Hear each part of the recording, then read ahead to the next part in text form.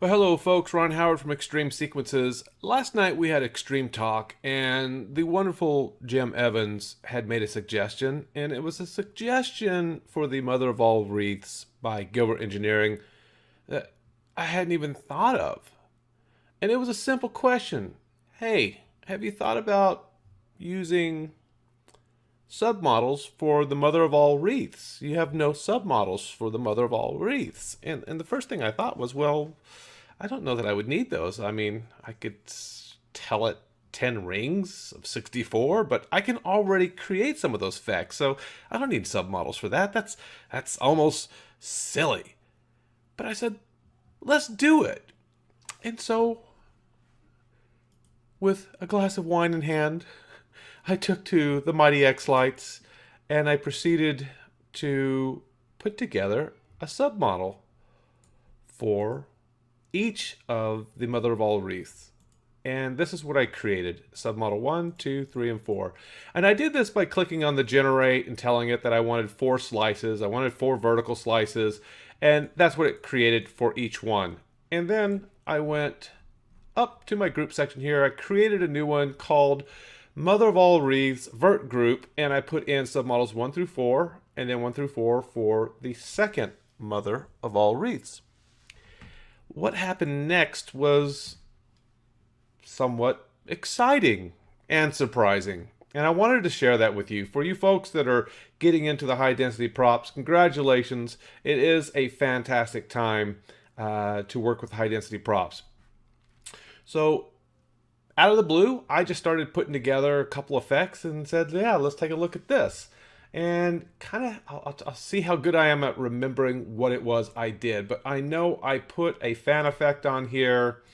It looks like it's already inheriting what I did, so that's not fair. But I can tell you, I went in here and chose this preset for a timing or a value curve, that is. And that's what I chose. I said okay. And then I also wanted it to jump around a little bit. So I chose a y-axis value curve of a seesaw, and I went from the top to the bottom 4 times, I believe it was. Okay, and so we get this jumping around, and that looks pretty cool. And then I added another effect, which would have been, I believe it was a kaleidoscope, and I put that on top. And I pulled this over it. I changed this from triangle to square. I don't know, did I do anything else? Maybe not as far as the size. But of course, I did need to make this per model, per preview. I think this one was per model, per preview. Let's see, it's thinking. Let me render. It's not that much. And I may have forgotten exactly what I did. Maybe this was on there we go. That's what it was. Overlay center. All of these effects up here behave a little bit differently depending on the model type. And because the Mother of All Wreaths is a natively grown model, it's not a custom model, it's native, it does respond differently to the layer setting. So it takes a while to get used to what does and doesn't react with them well. But I really thought this effect was cool. Before I had put colors on it, it was just, actually this one here, it was just a white color. And that just kind of looked really cool. And everybody thought, wow, man, that's pretty nifty.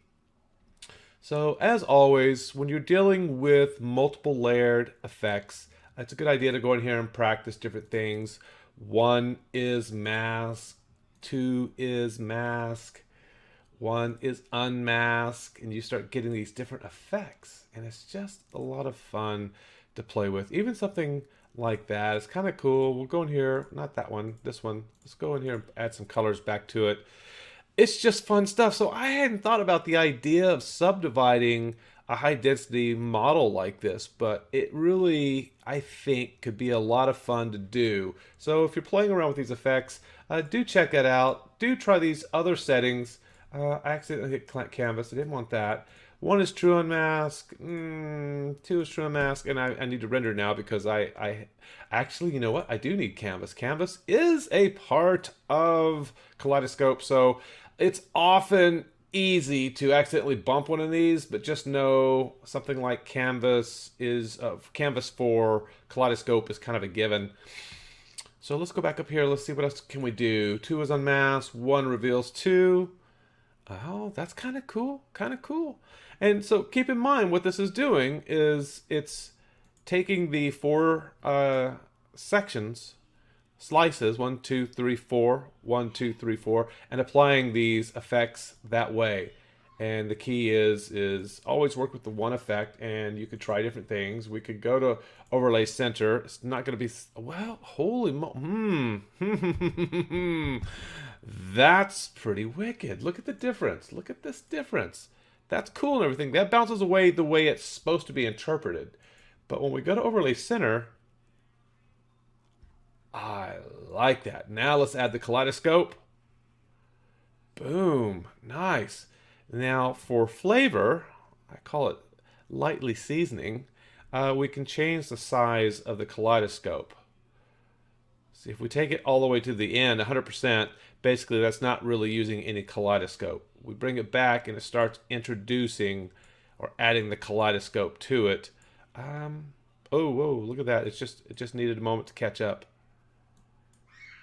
That's way too much salt and pepper right there. Now that's pretty cool. I do like that. I like that a lot. So I'm going to have to come up with a name with this one. I have the name for the other one, so I'm going to right click, go to my effects presets. The other one I called pluribus unum. You can look up the definition if you like. And what I'm going to do here is click new preset, and I'm going to call this pluribus unum 2. There we go. Done. All right, I like it. By the way, the original effect looked like this. Let me go to my effects presets, and I will go to the original E pluribus unum and put that here, and this is what it looked like. Cool. And then last night when we were on the call, what it really looked like was that. So anyway, lots of things to think about. Get these high density props on your show and start playing. I'm going to be doing a lot of sequencing with these pups. And if you have any questions, feel free, reach out to me. Let me know. Try to get you answers as soon as possible. Take care.